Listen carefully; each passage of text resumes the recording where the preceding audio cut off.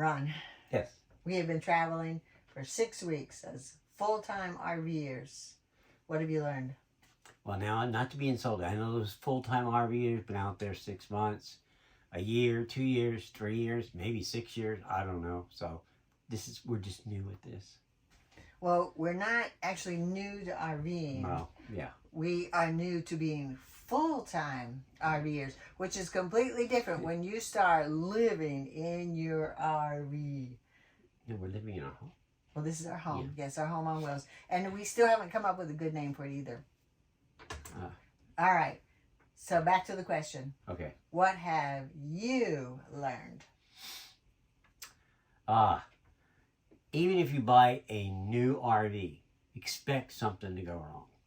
And it will. Like the medicine cabinet? Twice. That fell off. The drawers. Yep. Mm-hmm.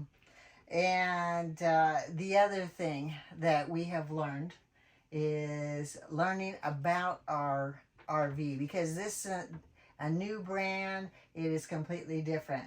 And what did you just learn about yesterday after being on the phone? Oh, customer support from a manufacturer may not be all that.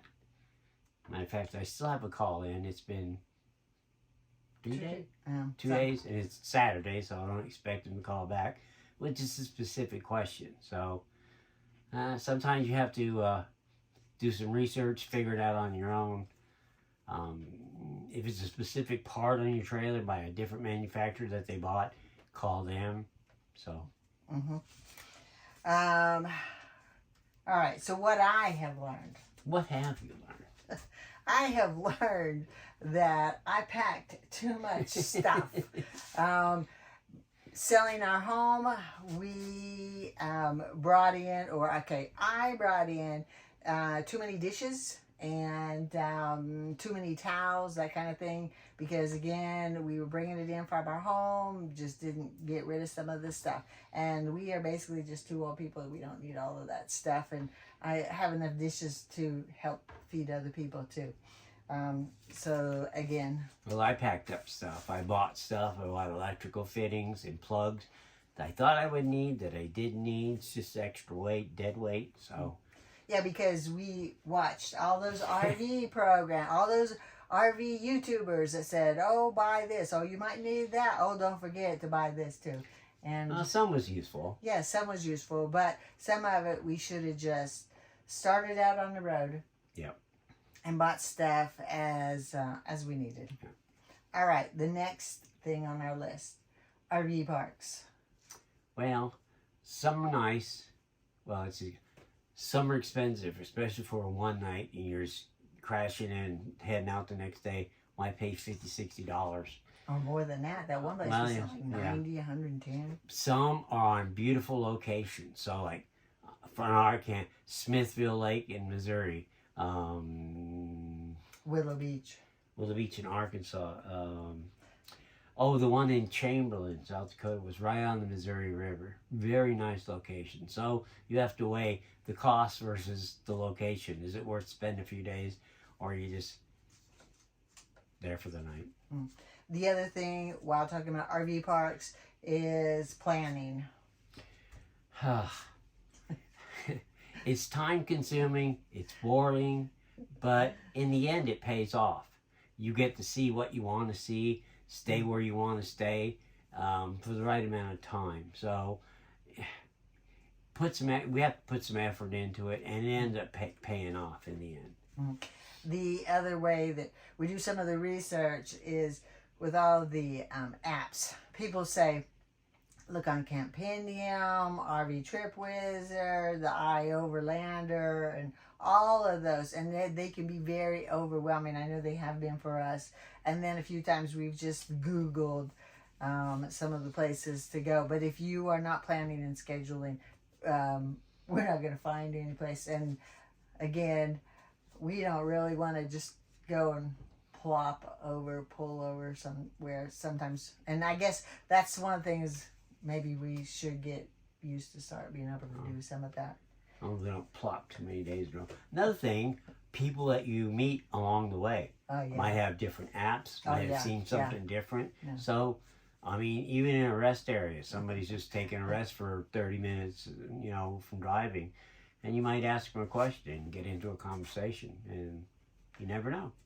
So, going back to the RV parks, and not necessarily, we're not in an RV park now, but you just mentioned talking to people, and I am like to talk, and usually I tell Ron, go talk to those people, ask them questions. And so I like to go and ask people questions. Hey, what do you got there? Do you like that? Where have you been?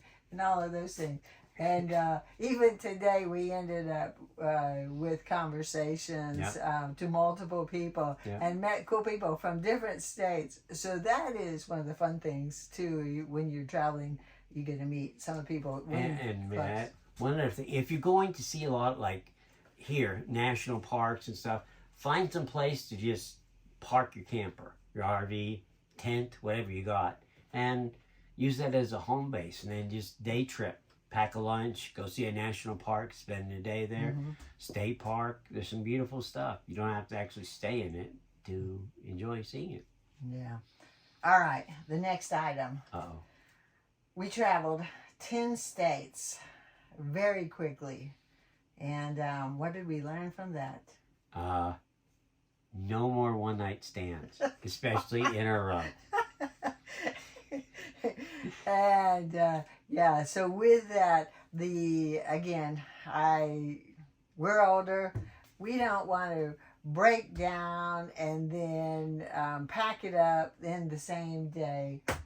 So traveling too quick, we felt like it was just too much. We were exhausted, looking for a day to rest, and then like last night, we want to discuss talking about. Be prepared for all kinds of weather.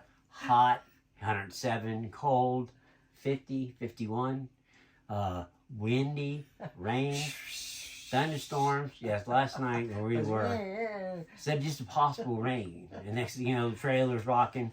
It was the weather. And needless to say, some of the tenders didn't quite make it. I mean, we had some big gusts of winds. So that's another prep for the weather. All right, one other thing. I know we talked about it, but one other thing. What did we learn about when we have trouble? We need to. What? Don't forget to ask people for help. And where did you? So we discussed calling the dealer. Where did you actually find the information on our solar? On a Facebook page. Was on a solar RV and boondocking type group. And took about a couple days, and people made comments. Did you try this? Did you try that? And one guy hit it on the head and that was the answer to our problem. So we are also newbies to having solar in our trailer. And Ron, being the technical person, had his plug thing going all around, checking all the outlets. What do you call that thing? Contact voltage. Yeah, that thing. And he went around testing all the places, and then saying... That would be the receptacles, not places. Yeah. And saying, I know there should be power going out somewhere. And then where did we finally find out where the power is going out that we can plug in? Well, according to the manufacturer, we have 2 solar panels, 2 batteries, solar control. So all the USB plugs work and all that, but it only has one 120 volt outlet. And that would be for the TV. Well, and we can plug in to our internet and TV. Yeah. And who did not have any answers for us? Who are we waiting for a phone call still? From the manufacturer. Yeah. So Jaco couldn't even tell us. Yes, supposed to mention that. Well, okay. So anyways, those people could not tell us where that plug should be. And if it hadn't been for the Facebook person, we'd still be looking, going, where? And when we picked it up new and they did Yeah. our walkthrough demonstration, they did not cover the solar at all. I don't think they knew either. No, I don't. I really don't. So that is another thing. We're learning about our trailer too. What we can do On our own, really. So now that we've talked about all the things that we've learned, what are we going to do with what we've learned? Travel smart. Plan better.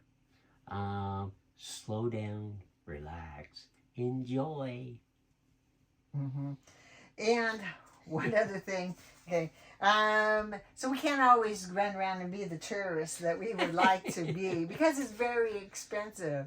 And with that, we have decided... We don't own these shirts. We just rented them. No, just kidding. We did start out to say that we were going to be on a budget, and we haven't done very well with that because we are enjoying being a tourist. But to live full-time and try to stay on a budget, we can't constantly do that. So that was the other thing. But we're going to go back to what you said. We are going to relax, slow down, and enjoy life. Enjoy. Thanks for watching. I'm Wanda. I'm Ron. And we are Scoob's Wandering Ways. We want to say, if you have not subscribed before, to please subscribe. Like. Leave a comment. Hit the notification bell. We eventually make more of these. And tell us what you think we can do to make them better. Thank you. Please.